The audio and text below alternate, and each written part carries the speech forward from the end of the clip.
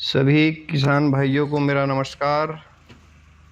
आज हमारा साइलेज बनना प्रारंभ हो गया है। मैंने पहली वीडियो में भी दिखाया था। तो ये पहली ट्रॉली पहुंची है हमारे यहाँ।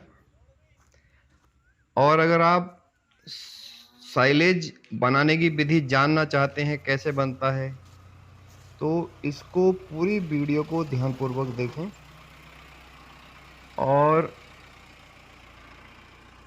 दूसरे लोगों को भी शेयर करें, क्योंकि डेयरी फार्मिंग का एक स्तंभ ये भी है साइलेज।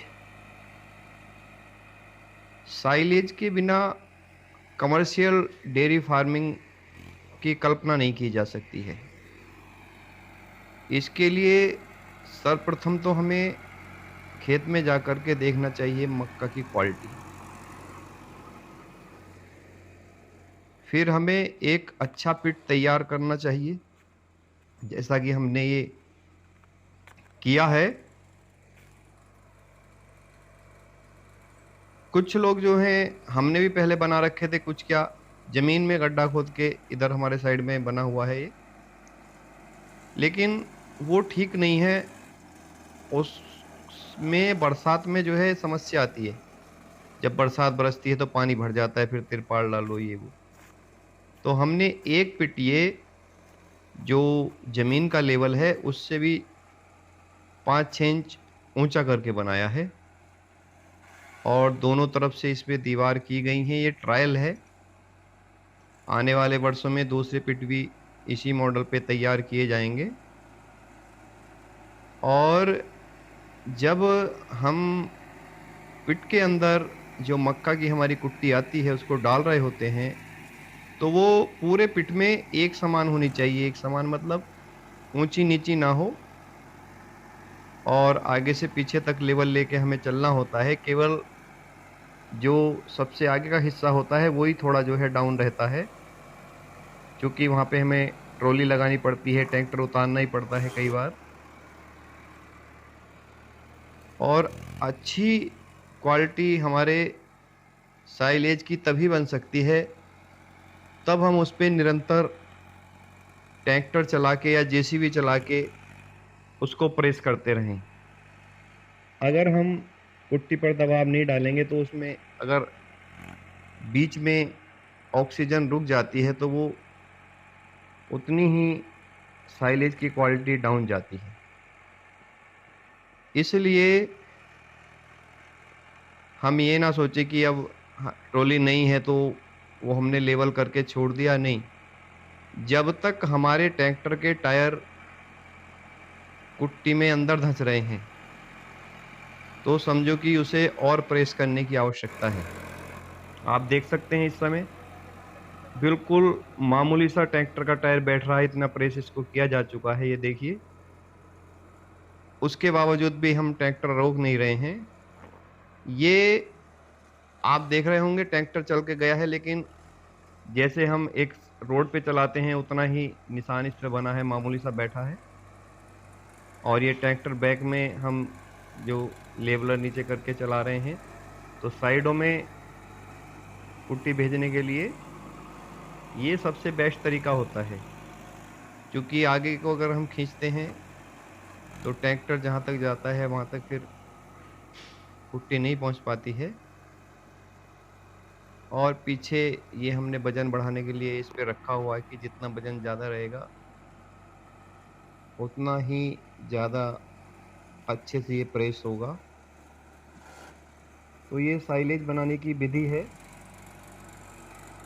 जो इस वीडियो में दिखाई जा रही है। इस विधि से आप साइलेज बनाते हैं तो आपका साइलेज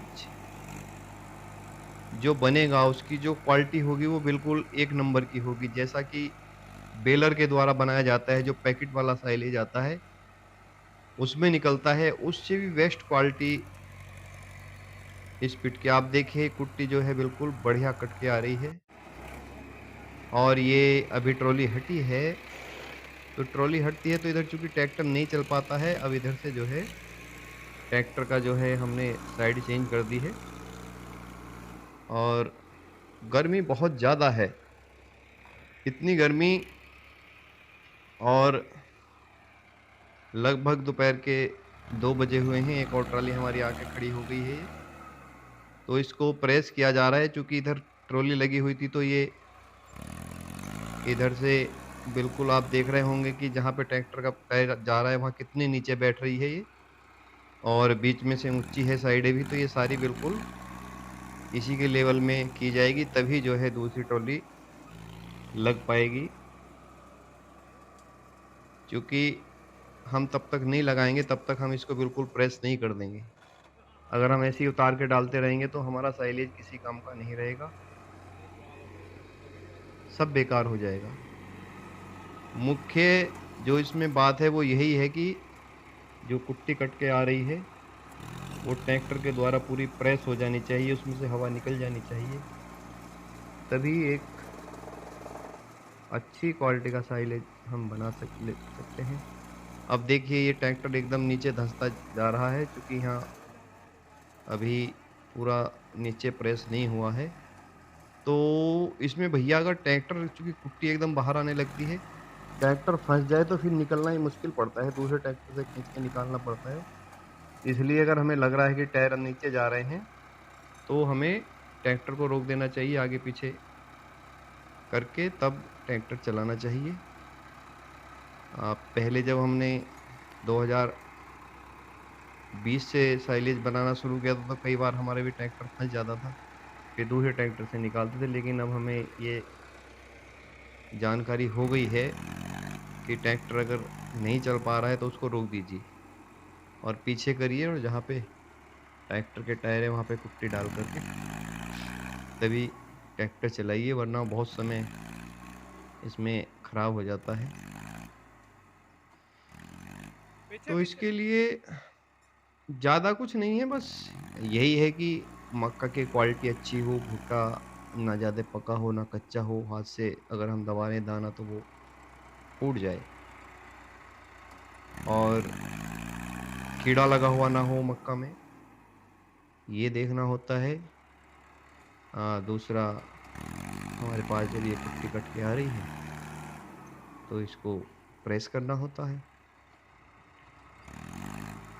देखो ये एक ऐसी चीज़ है, इसकी क्वालिटी अगर डाउन रहेगी तो पूरे वर्ष हमारी गाय बीमार होती रहेंगी, क्योंकि फंगस लग जाएगा, टॉक्सिन बनेगा, ये वो।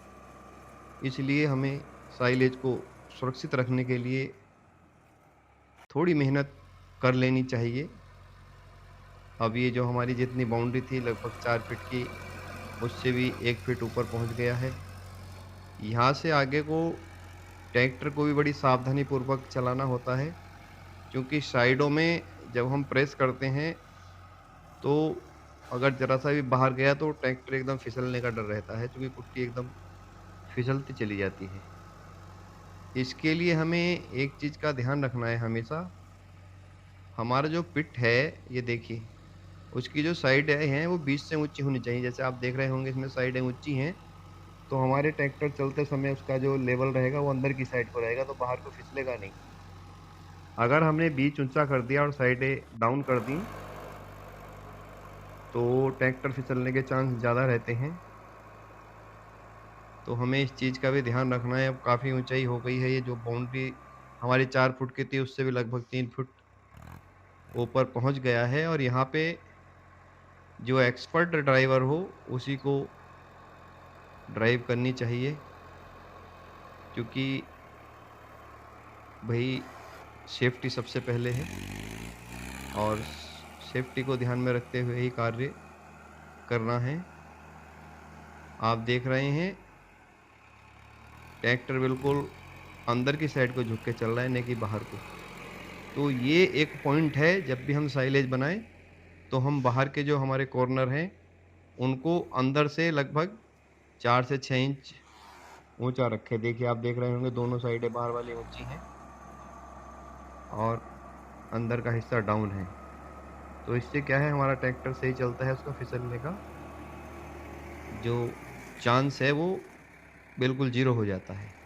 और अगर हम बीच में ऊँचा रखेंगे और साइडें ढलान रखेंगे तो हमारा ट्रैक्टर बाहर को फिसल सकता है। अब इस पिट की हाइट कम से कम मैं समझता हूँ 7 से 8 फीट ऊंची हो गई है, और बराबर में जो हमारा पुराना गड्ढा है वो 5-6 फुट गहरा है।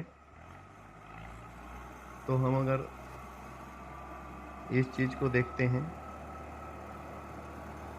ये हमारा जो अब पिट है ये फाइनल टच में चल रहा है। इसके बाद में बराबर में एक, अब ये हमारा पिट पूरा हो चुका है और इसके ऊपर से हम पन्नी डाल देंगे। एक हमने पुरानी पन्नी डाली है और पहले नई पन्नी डाली है, उसके ऊपर तिरपाल, ताकि ये सुरक्षित रहे, हवा अंदर ना जाए। इसके साथ ही अब की बार हमने एक नया एक्सपेरिमेंट किया है। हम मिट्टी डालते थे ऊपर पन्नी के, तो मिट्टी ना डाल करके हमने तिरपाल डाली है। और ये कुछ वेस्टेज सामान था हमारा, टायर वगैरह, कुछ जो हमारी टीन उड़ गई थी उसकी सीट थी, ये हमने ऊपर से रख दी हैं। तो अगर हम मिट्टी ना डालना चाहे, क्योंकि मिट्टी डालने में उतारने में आधी तो वो बरसात में पहले में ही बह जाती है, और जो बचती है उसको भी उतारने में समस्या। तो इस बार हमने ये किया है। इसका क्या रिजल्ट रहेगा ये हमें पता लगेगा आने वाले वर्ष में। तो हम देखते हैं। वैसे मैंने पंजाब गया था, एक दो जगह देखा था, वो लोग मिट्टी नहीं डालते हैं, इसी तरह से करते हैं। बाकी क्या रिस्पॉन्स अच्छा रहेगा या क्या रहेगा, कैसा रहेगा, वो तो बाद में पता लगेगा। तो आज जो है हमारा ये पिट दोनों फाइनल हो गए हैं।